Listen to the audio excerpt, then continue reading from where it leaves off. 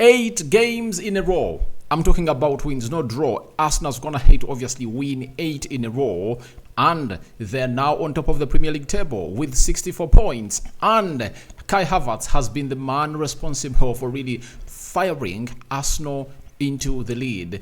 And it was a very beautiful header. And Benjamin White has been one of those that has gonna hate obviously coming through and really put in a very huge shift. People have always gonna hate to say that Rokani have personal vendettas over players. And I will tell you, when I pin a player to be doing something and he does it, I'll come out and give him flowers. Today, Benjamin White is gonna get the flowers because he's responsible for the 2 assists that Arsenal went ahead to score. And today, Arsenal's gonna hate to score goals through 2 headers, one of Declan Rice and the other of Kai Havertz. And I need to eat that. It was really not going to be an easy game like that. Remember, I had gone ahead for a prediction of 3-1, but you saw to it that it was almost close to that point. Welcome to Rokani Media Football. How are you guys?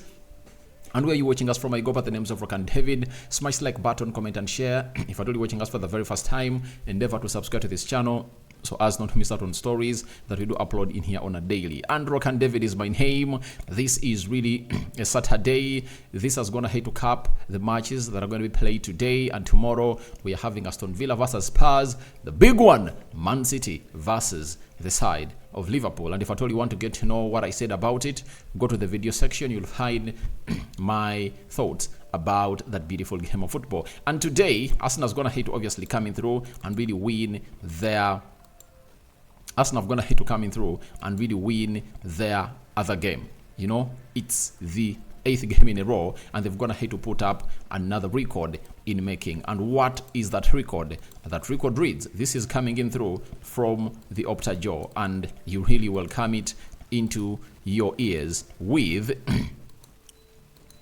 with happiness, you know, because you have to be beaming with joy because of this start, because it really puts Arsenal in a forefront side to win a trophy. It is said Arsenal are the only 4th side to win each of their first 8 Premier League games of the calendar year.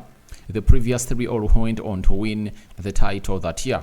Man United in 2009, you know, that means United went ahead to win 8 games consecutively in 2009. Remember, in that season, had Ronaldo, Tevez, Nani, Babatov, Louis Saha, and very many others. Then Liverpool in 2020, they went ahead to win 8 consecutive games in the calendar year, at the beginning of the calendar year, and they went ahead to do that. Then Man City in 2021, they went ahead to obviously win the Premier League trophy. So Arsenal are the latest to achieve this. And is it a title winning? Is it a title winning form? I'll say yes. I'll say yes. It's written nowhere that Arsenal was going to win every game that is left with a margin of like 4 or 5 goals. But there are some games that are going to come in through to really hit them hard, you know, and they will require special moments to obviously coming through and do the needful. And for Kai Havertz, Kai Havertz, oh my God, scoring that winner in a very good way. What a header from Kai Havertz. It will be remembered that when Arsenal was playing away at Brentford, it was in the same minute that Arsenal went ahead to obviously kill off this game. And I think it was, the other one was with the foot, but on the far post. This time around, it was a very good header that Kai Havertz directed into the back of the net, and he went ahead to really give Arsenal a very good goal. And for Kai Havertz, those are 6 goal involvement in the previous, I think, 5 games. He has gone ahead to go ahead and really play, because when you look at the game of West Ham, he came in through, he scored. I think he had an assist in the game of West Ham. In the game of Burnley, obviously, he had a lot to do into that game. He has been scoring goals. The previous game they played against Sheffield, Kai Havertz was on target. He has been scoring goals, and right now is going ahead to score his 8th Premier League goal of the season, and that is Kai Havertz for you. I told everyone that Kai Havertz is going to silence all the haters that have gone ahead to come out and really downplay his efforts at Arsenal. And it turns out to be the signing that Mikel Arteta went ahead to make that very many people, or the vast majority of Arsenal fans, felt like it was also supposed to be made winning this game of football for them. And the first goal was put into the back of the net by the record signing of Arsenal, who goes by names of Declan Rice, and that really happened in the, what was the minute? Let me see here. I really want to be exact.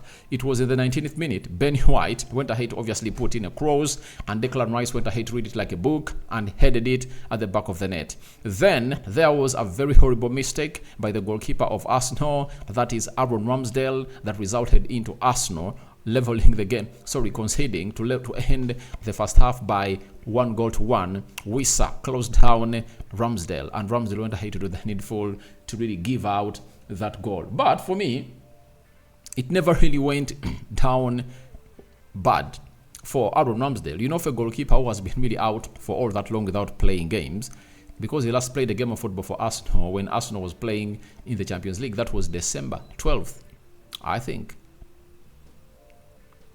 the first week of December, that's when he last played for Arsenal. And now, those are how many months in?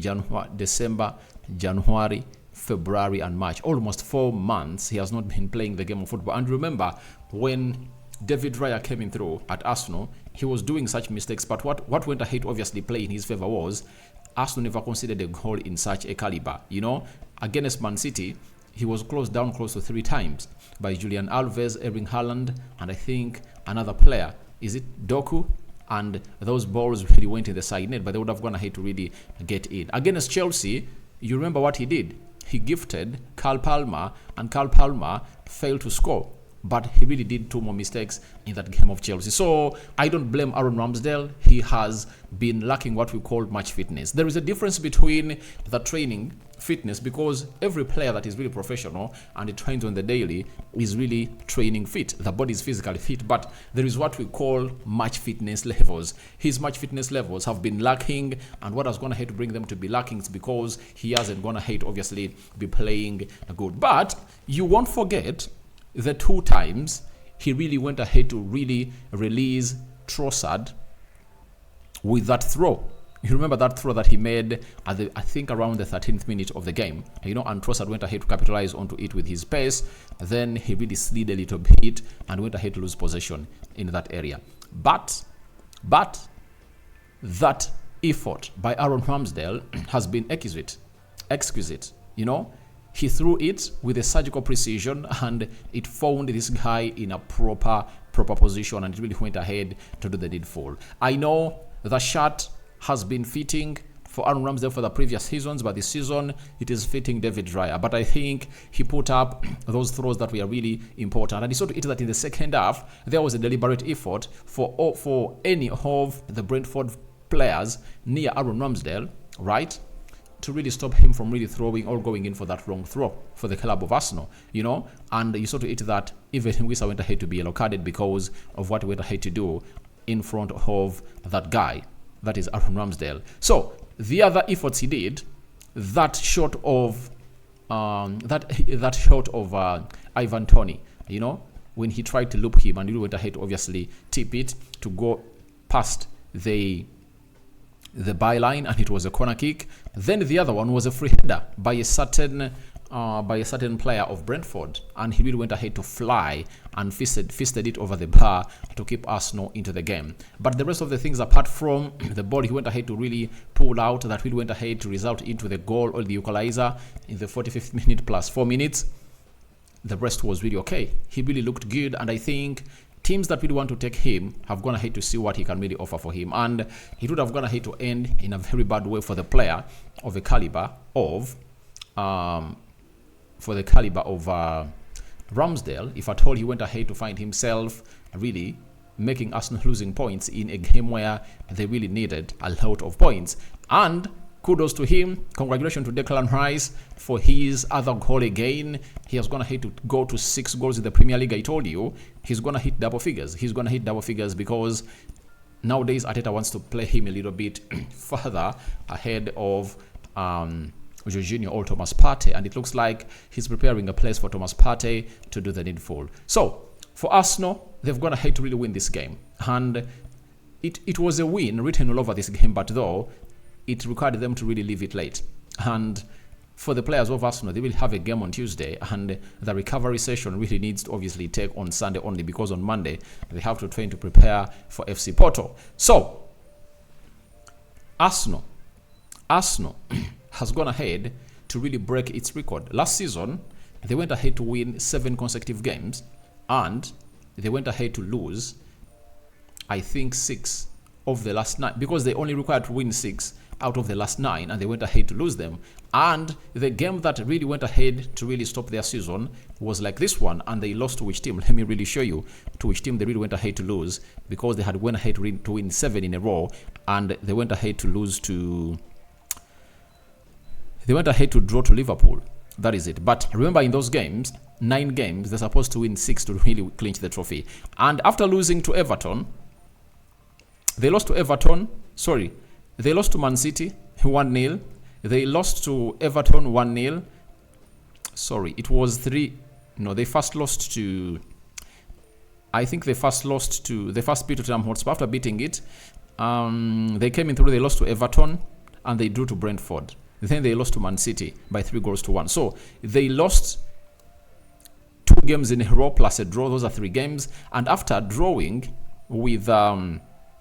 And after being beaten by Man City by 3-1, Arsenal went ahead to beat Aston Villa by 4-2. They beat Leicester City. That was the second game, 1-0, and it was scored by Martinelli, I think. Then Arsenal beat Everton by 4-0. Then they went ahead to beat Bournemouth by 3-2. Remember that game where the team was 2 goals up of Arsenal, and Arsenal equalized, and Reece Nelson went ahead to score the winner. Then they beat Fulham by 3-0. They went ahead to beat Crystal Palace 4-1. They beat Leeds by 4-1. And those were the 7 games they went ahead to win consecutively. And they were really steadily hard on top of the Premier League table.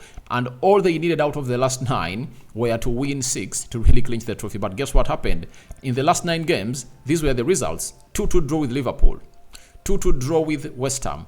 3-3 draw with Southampton. Meaning that out of the possible 9 points in those first 3 games, they really went ahead to lose 6.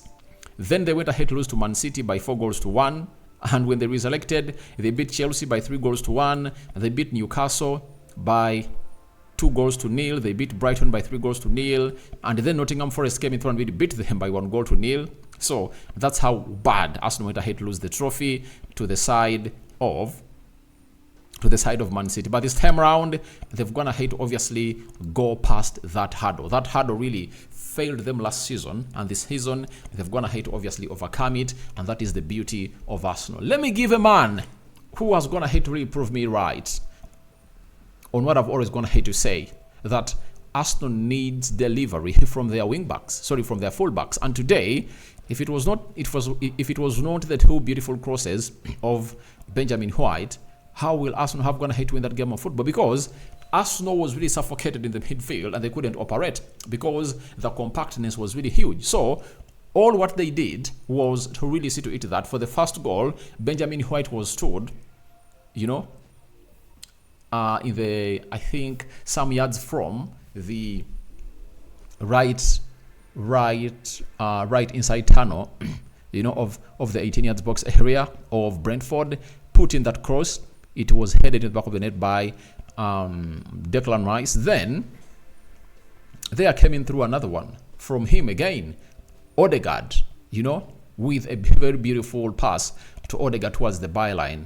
And Benjamin White went ahead to chip it, and it really went ahead to find a well-positioned Kai Havertz, and Kai Havertz headed it home. That is really magnificent. I said that in the winter transfer window, all what Arsenal needed was a right fullback who could obviously put in balls and create chances. Now, you've gone ahead to see that in a game like this, you needed Benjamin White to live up to the expectations and went ahead to do that. And to show you that it was really something that was really trained on the training ground, and Benjamin White was told by the coaches that you need to be putting in this to create and widen their number of, or their scope of chances. You see that he did it this time around close to 6 times. I saw Benjamin White today go to that byline, putting in crosses, and for the first cross he puts him through, he never went to the byline. It is a training. It was really trained at the training ground, and no one can come here and really make me really believe that it was not really on the training ground. Those are training ground goals that were really put up, because Arteta and his side got to know that teams have gone ahead to come up with a solution to really checkmate them and see to it that they don't really score them in that way. most of the goals that Arsenal have been scoring have not coming in through from headers. They've been really good, nice play, counter-attacks, cutbacks, This time round, no cutback came in through. Sorry, no ground floor cutbacks. Ground cutback really came in through. All we are crosses in the air, and it looks like it was the plan that Brentford knows that we are going to go for those down passes, for the ground passes, and they went ahead to surprise them. So, I thank Mikel Arteta for that, and I really think he's really growing in this game of football, and the substitution he made of Gabriel Jesus was really great. That really went ahead to change the game. So, Arsenal is now seated in the Premier League table. They're really having 64 points, and how they are waiting to see what Liverpool and Man City are really going to be doing tomorrow. Now, these are the stats of the game. 17 shots by Arsenal. Brentford had 9. Out of the 17, 6 were on target. Brentford had 4 on target.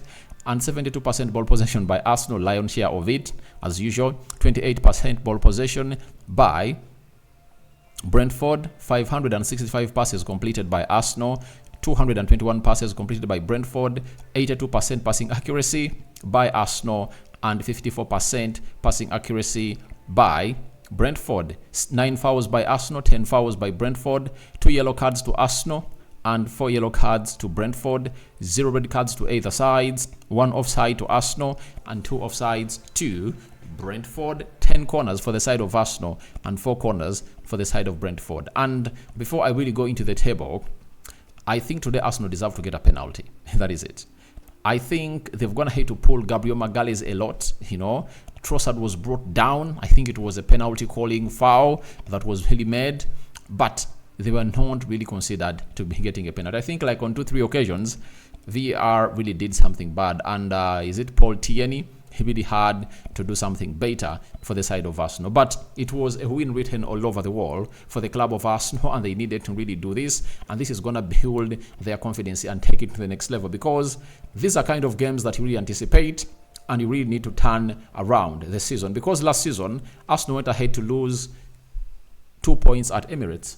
And this time around, they've gone ahead to collect 3 out of the 3 they're supposed to collect. And what a way to win that beautiful game of football. And now, the table is as follows. 28 games played, 20 wins, 4 draws, 4 losses, 70 goals scored, 24 goals conceded, 64 points. That is Arsenal for you. Liverpool have played 1 game less than Arsenal. 19 wins, 6 draws, 2 losses, 64 goals scored, 25 goals conceded, 39 goal difference, 63 points. Man City is having 27 games played, 1 game less than those of Arsenal played, 19 wins, 5 draws and 3 losses, 62 goals scored and 27 goals conceded. 35 goal difference and 62 points for the side of Man City. Aston Villa, 55 points. They're going to read also 8 out with Tottenham Hotspur. That is tomorrow. So, that is how the table is really looking. It shows you that when Arsenal really sees Liverpool and Man City draw, Arsenal is going to stay on top of the Premier League table until they face Man City next week. So that is the Premier League table for you, and Arsenal really going to work hard to see to it that they play into the Champions League and they see how things are really going to pan out in there, because the Champions League comes in through. I think on Tuesday they are going to be playing the side of FC Porto, and they need to win with a 2-goal margin. But Arteta has gone ahead to really have a win that is really deserved. His celebrations obviously show you exactly how good this player has gone ahead to be and how he has gone ahead to look out in there for you. So Arsenal are really winners, and they've gone ahead to really do this in a perfect style. Jorginho was really very nice, and I've gone ahead to see other players congratulate Aaron Ramsdale in what looks to be his last game for the side of Arsenal. So we are really excited. Me as a United fan, I'm excited. You know why? I've always wanted Arsenal to win the trophy, and I really want them to win it. I don't want to see Liverpool winning it or Man City. But now all eyes focus onto the game of Man City versus Liverpool that is going to be played tomorrow at Anfield. Who wins? Are they going to share the points? That's the most important bit of it all. But the big question is, will Arsenal continue winning like this? Because you're not supposed to win beautifully all the time. And I cannot call this an ugly win for Arsenal because they dominated play, they created chances, but Brentford were just really good defenders. And it only required Arsenal one moment of brilliancy to really open them up, because you know how many crosses really came from that right byline. Very many crosses in the second half. You know, Saka, Odegaard, there was even Benjamin White brought in like 4. You get, and most of those were really being blocked, and they resulted into corners. And the only time they really allowed that cross to come in through, it found the unmarked Kai Havertz and headed it at the back of the net. Rokani David is my name. I'm returning with their player ratings. Tell me your thoughts about this beautiful game of football. Arsenal 2, Brentford 1. Here we go. Here onto the Rokani Media Football. And we'd like to congratulate Arsenal for getting on top of the Premier League table for the very first time since Christmas of 2023. I sign out for now. See you later. And for the Muslims, Barakallahu fikum. Christians preparing to go to church on Sunday, may the living to God guide you well and give you the best that you guys deserve. Rokani David is my name. Me out for now. Ciao, ciao.